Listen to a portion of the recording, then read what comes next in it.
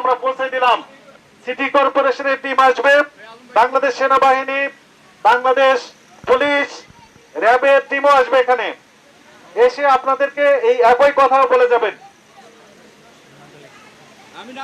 এখানে একসাথে হওয়ার কোনো কারণ নাই, এখানে দেখারও কিছু নেই, নিজ নিজ দায়িত্বে চলে যান। ব্যবসা করে খাওয়া লাগবেন না, চলো আমরা যারা আছি এতে কারণ বাজার ছাড়ো। কারণ বাজার তো উঠিয়ে দেবার চাইছিল, এই সময় যাওয়ার উচিত ছিল।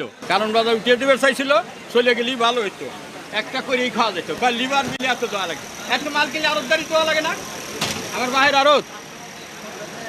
হ্যাঁ কথা কই, উচিত কথা যেটা হেঁটে করতেছেন।